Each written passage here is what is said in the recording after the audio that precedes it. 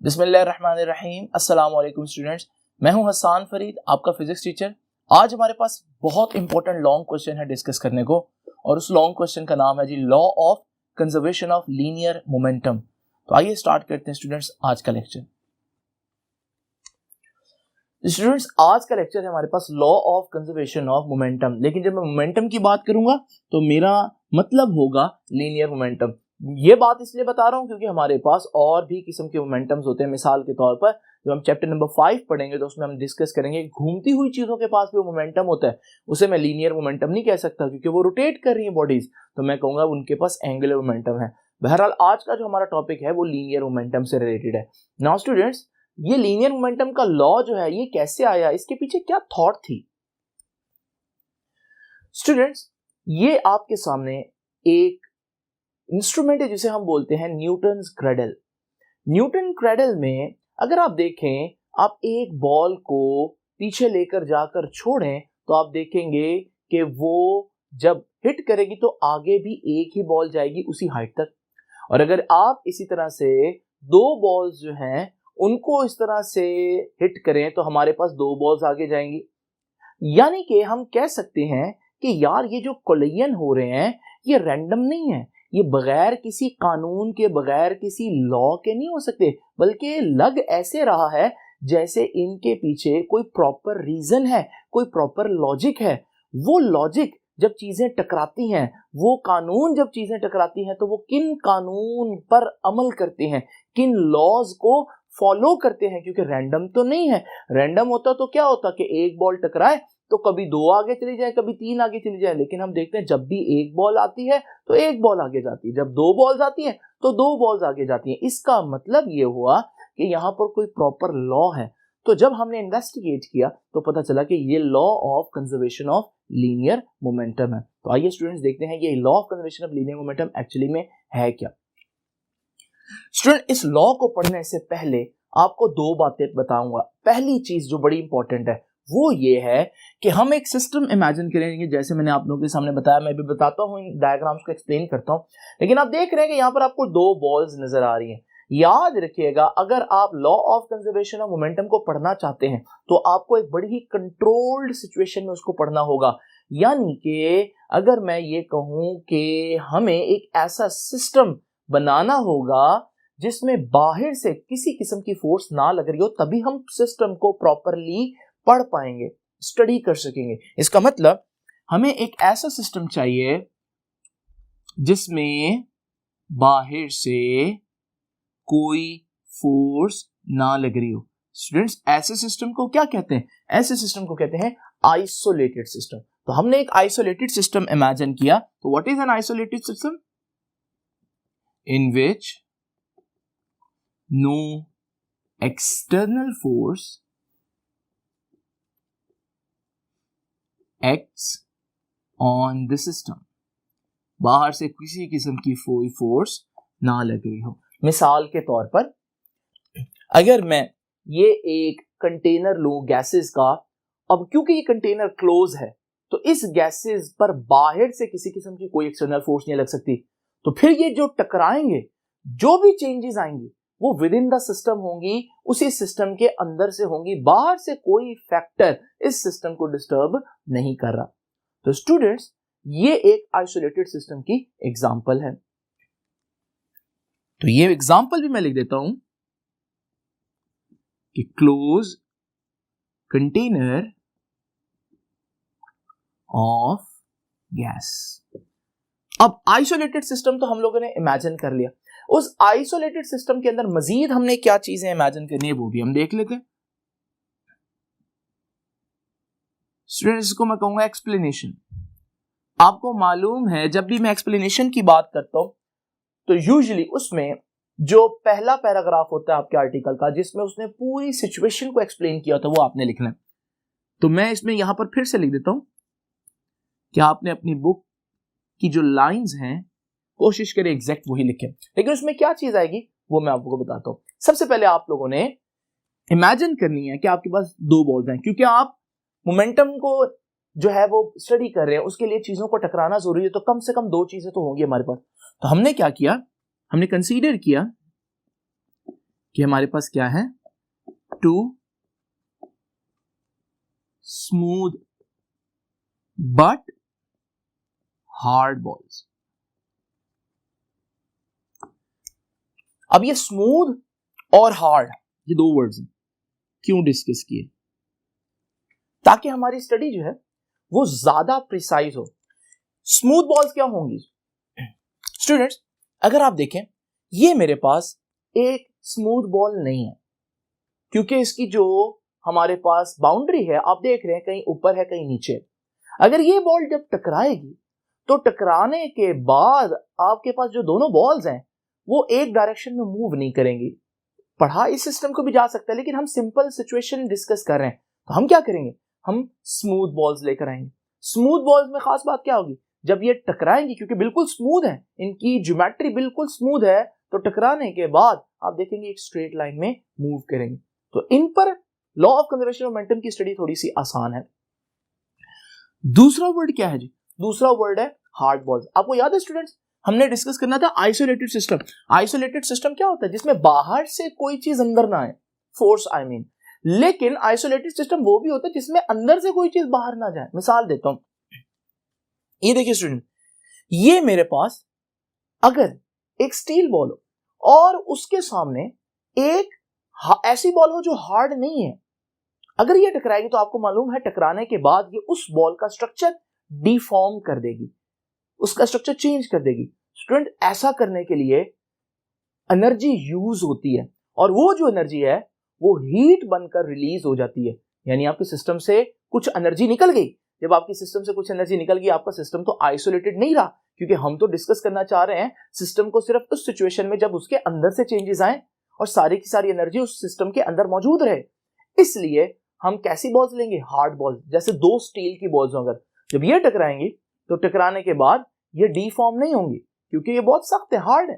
तो इस सूरत में हम देखेंगे कि हमारा जो सिस्टम है वो आइसोलेटेड रहेगा।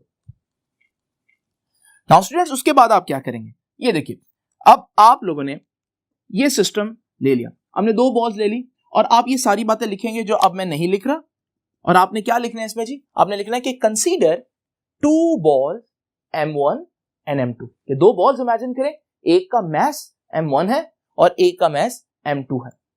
नाउ स्टूडेंट्स, उसके बाद आप लिखेंगे कि ball M1 is moving with velocity V1 and ball M2 is moving with velocity V2 in the same direction. दोनों एक डायरेक्शन में जा रही हैं। यानी कि आप यूं जैसे समझ लें, दो कार्स जब एक दूसरे को चेज कर रही हूं, पीछा कर रही हूं एक दूसरे का, तो वो वाला सिचुएशन बनेगी। और यहां पर मैं इमेजिन करूंगा कि ये जो वेलोसिटी है V1, इसको भी वेक्टर, और ये जो वेलोसिटी है V2, इसको भी वेक्टर ही कंसीडर करूंगा। याद रखिएगा स्टूडेंट्स, ये जो हमारे पास V1 वेलोसिटी है, ये V2 की वेलोसिटी से ज्यादा होनी चाहिए। अगर इसकी स्पीड ज्यादा होगी तभी जाकर हिट करेगा ना। अगर अगली गाड़ी की स्पीड ज्यादा हो, पिछली की कम हो, तो वो तो कोलिजन करेंगे ही नहीं। इसलिए पिछली की स्पीड ज्यादा होना जरूरी है। इसलिए मैं कह रहा हूं कि इसकी स्पीड ज्यादा हो इससे। ये अभी तक कोलाइड नहीं किए, इसलिए मैं कह रहा हूं this case is before collision. तो आप कुछ लाइंस लिख देंगे बिफोर कोलिजन के बारे में जो मैंने आपको बताया। उसके बाद स्टूडेंट्स, अब आप देखेंगे दोनों बॉल जिस लम्हे टकराएंगे, इसे बोलेंगे एट कोलिजन। जिस लम्हे वो टकराएंगी, तो आपको मालूम है कि न्यूटन का थर्ड लॉ कहता है कि जब जो दो चीजें कांटेक्ट में आए, टकराएं, तो फिर एक फोर्स अगर दूसरे पर एक्शन लगाए, एक बॉल अगर दूसरे पर एक्शन लगाए, तो दूसरी बॉल पहले पर रिएक्शन भी करेगी। तो हम यहां पर देख रहे हैं दो फोर्सेस। M1 ने M2 पर जो फोर्स इधर को उसको जो धक्का दिया, इसे हम बोलते हैं कि this is our action F। और उसके नतीजे में M2 ने M1 को वापस भी एक धक्का दिया, इसे हम बोलते हैं कि ये है उसका रिएक्शन। और स्टूडेंट्स, आपको बता दूं, आगे भी बताऊंगा वैसे, कि एक्शन और रिएक्शन आपस में मैग्नीट्यूड वाइज बराबर होते हैं और डायरेक्शन में एक दूसरे के बिल्कुल ऑपोजिट होते हैं। न्यूटन का थर्ड लॉ। ये है कोलिजन होते वक्त की स्टेट। नाउ स्टूडेंट, जब कोलाइड करेंगे वेलोसिटीज तो चेंज हो जाएंगी।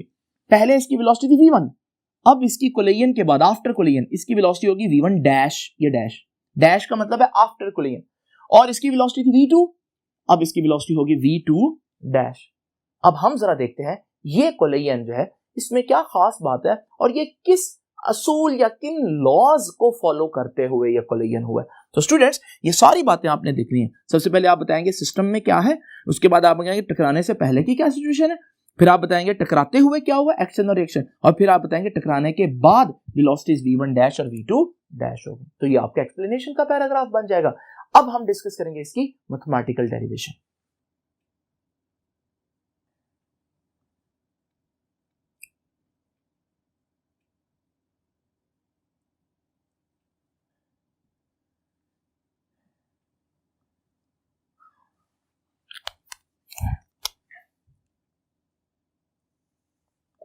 Students, law of conservation of linear momentum की मैथमेटिकल डेरिवेशन से पहले एक बहुत इंपॉर्टेंट बात याद रखिएगा, momentum is a vector quantity. क्योंकि मोमेंटम वेक्टर क्वांटिटी है तो आज मैं जितनी भी क्वांटिटीज लूंगा उनको मैं वेक्टर लिखूंगा भी और उनके ऊपर एरो हेड भी बनाऊंगा जो कि वेक्टर की निशानी है। तो ये बड़ी इंपॉर्टेंट बात है कि आज मैं हर क्वांटिटी को वेक्टर फॉर्म में लिखूंगा। जरा देखते हैं स्टूडेंट्स, आप लोगों ने कॉन्सेप्ट पढ़ा था इंपल्स का। मेरे लास्ट लेक्चर में इंपल्स का टॉपिक था। अब मैं उसको डिटेल में डिस्कस नहीं करता, बस आपको इतना बताता हूं कि इंपल्स किसी बॉडी पर चेंज इन मोमेंटम के बराबर होती। तो मैं कहता हूं as we know that impulse किसके बराबर होती है, चेंज इन मोमेंटम, कि उस बॉडी का मोमेंटम कितना चेंज हुआ। और impulse is the product of force and time, और चेंज इन मोमेंटम को मैं डेल्टा पी लिख देता हूं। ये बेसिकली आप लोगों ने लास्ट टाइम इंपल्स के बारे में डिस्कस किया था। अगर आप मजीद इंपल्स के बारे में जानना चाहते हैं तो आप प्रीवियस लेक्चर देखें जिसमें इंपल्स से रिलेटेड काफी एग्जांपल्स मैंने दी थी। नाउ स्टूडेंट्स, जरा इस बात को देखते हुए हम इंपल्स फाइंड आउट करते हैं फर्स्ट बॉल की, इंपल्स ऑफ फर्स्ट बॉल। तो आइए स्टूडेंट्स हम देखते हैं कि इंपल्स ऑफ फर्स्ट बॉल कैसे फाइंड आउट करनी है। इंपल्स किसके बराबर है, फोर्स और टाइम का प्रोडक्ट। फर्स्ट बॉल पर जो फोर्स लग रही है वो कौन सी है, एफ डैश। तो मैं कहूंगा कि यहां पर हमारे पास F dash multiply by time, और वेक्टर का निशान डालना नहीं भूलना आपने। ये किसके बराबर होते हैं impulse, change in momentum. Change कैसे निकालते हैं, फाइनल मोमेंटम में से इनिशियल मोमेंटम माइनस कर दो। देखिए टकराने के बाद फाइनल मोमेंटम कितना है पहली बॉल का, m1 v1 dash. Momentum is the product of mass and velocity, ये तो आप लोग जानते हैं। तो m1 v1 डैश माइनस करूंगा इनिशियल मोमेंटम यानी टकराने से पहले का मोमेंटम, टकराने से पहले इसका मोमेंटम है m1 v1। नाउ स्टूडेंट्स, इसको मैं कह देता हूं इक्वेशन नंबर 1, और आप देख रहे हैं कि मैं वेक्टर के निशान डालना भूल नहीं रहा।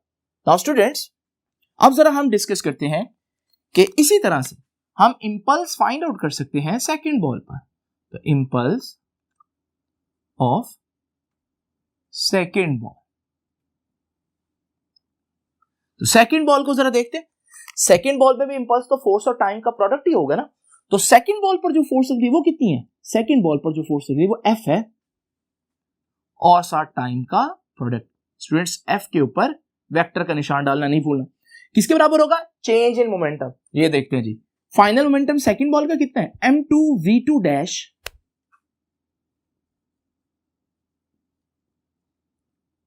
माइनस इनिशियल मोमेंटम कितना है, m2 v2 टकराने से पहले। नाउ स्टूडेंट्स, इसे मैं कहता हूं इक्वेशन नंबर 2। अब हमने दोनों बॉल्स के इंपल्सेस फाइंड आउट कर लिए। अब मैं क्या करूंगा स्टूडेंट्स, मैं इन दोनों इक्वेशंस को ऐड कर दूंगा। तो मैं लिखता हूं कि by adding equation 1 and equation 2।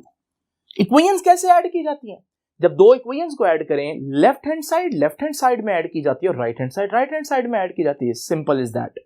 तो हम क्या करेंगे, ये इसकी लेफ्ट हैंड साइड है, ये इसकी लेफ्ट हैंड साइड है, तो दोनों को ऐड करेंगे स्टूडेंट्स। पहले मैं इसकी लेफ्ट हैंड साइड लिख रहा हूं, F dash multiply by T plus इसकी left hand side F multiply by T.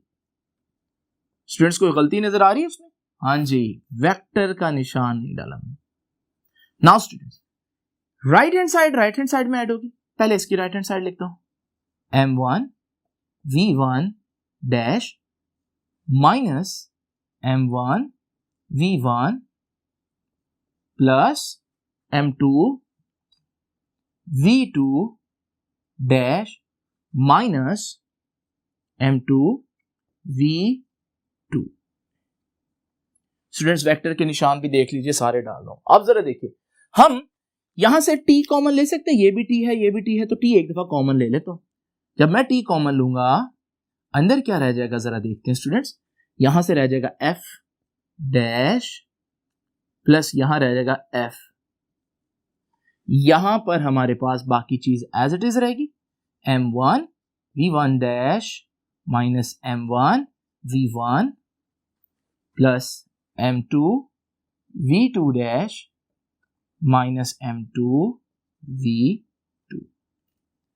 Students अब यहां पर एक बड़ी इंपॉर्टेंट बात मैंने आपको स्टार्ट में बताई। मैंने आपको बोला कि याद है ये एक्शन और ये रिएक्शन है, और न्यूटन का थर्ड लॉ क्या कहता है कि action and reactions are always equal but opposite in direction. तो मैं इसी बात का रेफरेंस दूंगा कि as F and F dash क्या है, ये आर एक्शन एंड रिएक्शन। और एक्शन और रिएक्शन क्या होते हैं न्यूटन के accordingly, according to Newton's third law. क्या कहता है न्यूटन का third law? Action and reaction are equal but opposite in direction. But opposite in direction. Now students, यहां से मैं मैथमेटिकली कह सकता हूं कि एक्शन और रिएक्शन आपस में बराबर है, यानी F और F डैश आपस में बराबर है, लेकिन डायरेक्शन ऑपोजिट है, तो फिर यहां पर नेगेटिव साइन भी आ जाएगा। तो ये है हमारे पास न्यूटन का थर्ड। स्टूडेंट्स अगर दो चीजें बराबर हो बट ऑपोजिट डायरेक्शन में, तो जब मैं उनको ऐड करूंगा तो इनका तो आंसर 0 नहीं आ जाएगा। तो मैं लिखता हूं कि हैंस, यहां से मैं कह सकता हूं कि f डैश और f का जो सम है वो 0 आ जाएगा। अगर मैं थोड़ा सा केयरफुली बोलूं तो 0 नहीं कह सकता, नल वेक्टर कहूंगा, क्योंकि दो वेक्टर्स का जो सम आता है वो 0 आ ही नहीं सकता, क्योंकि 0 स्केलर है। तो वो भी एक वेक्टर आएगा जिसे हम नल वेक्टर कहते हैं। तो ये जो नल वेक्टर है ये मैं इसकी जगह पुट करूंगा तो पूरी राइट हैंड साइड जो है वो 0 हो जाएगी मल्टीप्लाई होकर। तो यहां पर हमारे पास आ गया 0। यहां क्या रह गया जी m1 v1 dash minus m1 v1 plus m2 v2 dash minus m2 v2। Now students एक काम करते हैं, हम नेगेटिव टर्म एक तरफ ले जाते हैं ताकि वो भी पॉजिटिव हो जाए।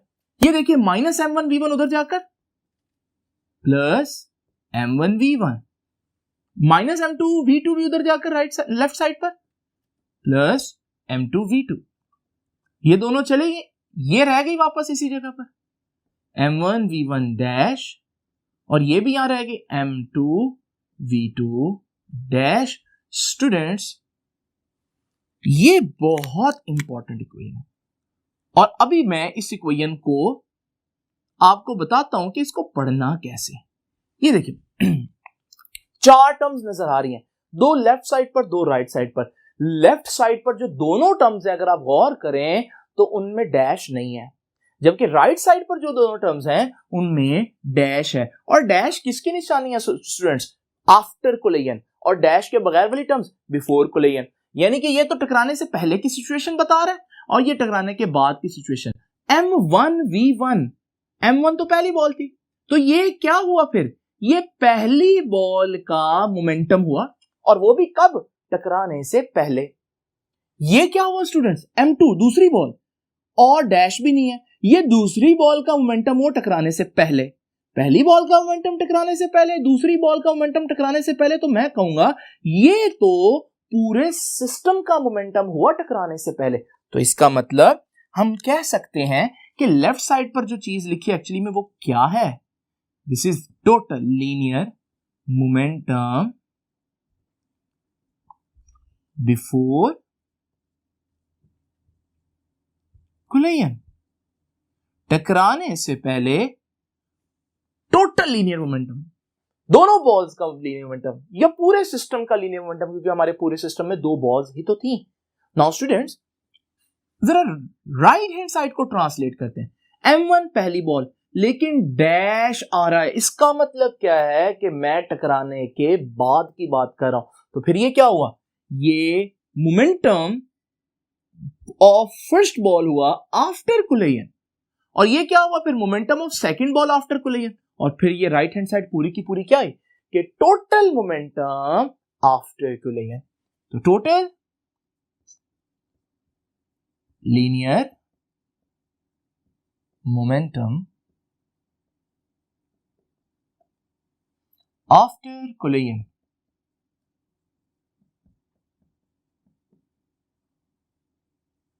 स्टूडेंट्स यहां से हमें law of conservation of momentum को स्टेट करने का एक चांस मिलता है। ये देखिए स्टूडेंट्स, हमने देखा कि अगर आपका आइसोलेटेड सिस्टम हो जिसमें बाहर से कोई फोर्स ना लग रही हो, तो फिर जो टोटल लीनियर मोमेंटम है टकराने से पहले, वही टोटल लीनियर मोमेंटम होगा टकराने के बाद। यानी एक बॉल का मोमेंटम चेंज हुआ, दूसरी बॉल का भी मोमेंटम चेंज हुआ, लेकिन टोटल मोमेंटम पूरे सिस्टम का चेंज या डिस्टर्ब नहीं हुआ। तो हम यहां से इस स्टेटमेंट को लिख सकते हैं, और यही एक्चुअली इसका कंक्लूजन होगा law of conservation of momentum का, कि भाई टोटल मोमेंटम बिफोर कोलिजन और टोटल मोमेंटम आफ्टर कोलिजन बराबर है। यानी कि फॉर एन आइसोलेटेड सिस्टम, ये बड़ी इंपॉर्टेंट बात, आइसोलेटेड सिस्टम होना चाहिए।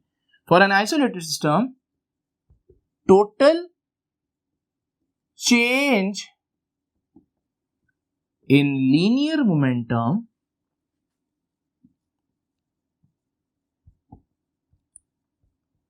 इज 0। याद रखिएगा कि पूरे सिस्टम को अगर हम देखें, कुल मिलाकर, एक बॉल को नहीं, एक ऑब्जेक्ट को नहीं, पूरे सिस्टम को देखें, तो हम देखेंगे कि उसमें कोई मोमेंटम चेंज नहीं हुआ पूरे सिस्टम का। लेकिन आप देख रहे हैं स्टूडेंट्स कि जो पहली बॉल है, लेकिन आप देख रहे हैं स्टूडेंट्स जो हमारे पास दूसरी बॉल थी, इसको तो पीछे से एक धक्का लगा था, इसको तो स्पीड बढ़ गई थी। स्पीड बढ़ने का मतलब इसका मोमेंटम बढ़ गया था। तो फिर टोटल मोमेंटम कैसे कांस्टेंट रह सकता है स्टूडेंट? एक ही सूरत में, जब अगर इसका मोमेंटम आगे को बढ़ा है तो इसकी स्पीड कम हो, यानी कि इसका मोमेंटम फिर कम होगा। तो यानी कि हमें पता चला कि जिस तरह से एक्शन और रिएक्शन होते हैं, यानी आगे को एक धक्का पड़ता है तो पीछे को भी एक फोर्स लगती है, इसी तरह से अगर आप आगे को एक मोमेंटम जनरेट करेंगे तो पीछे को भी एक मोमेंटम जनरेट होगा। अगर हम एग्जांपल लें एक गन की, तो जब आप गन को फायर करते हैं तो गन को फायर करेंगे, बुलेट आगे को एक फॉरवर्ड मोमेंटम लेगी ना, लेकिन हमें मालूम है कि अगर ये नया मोमेंटम जनरेट हुआ है तो इसको कैंसिल करने के लिए पीछे को बैकवर्ड भी कोई मोमेंटम होगा, ताकि टोटल मोमेंटम कांस्टेंट रहे, टोटल मोमेंटम चेंज ना हो।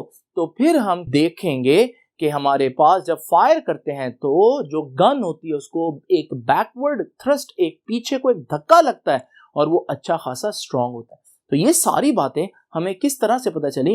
ये law of conservation of linear momentum से पता चली। याद रखिएगा स्टूडेंट्स, एक दफा फिर बता दूं कि अगर आप law of conservation of momentum को होल्ड करते देखना चाहते हैं तो आपको मोमेंटम को एज ए वेक्टर ट्रीट करना पड़ेगा, अदरवाइज आपके लिए बहुत सी प्रॉब्लम हो सकती है। स्टूडेंट्स, ये था आज का लेक्चर। आई होप कि आपको अच्छी तरह से अंडरस्टैंड हो गया होगा। आपसे मुलाकात होगी नेक्स्ट लेक्चर में, तब तक के लिए अल्लाह हाफिज।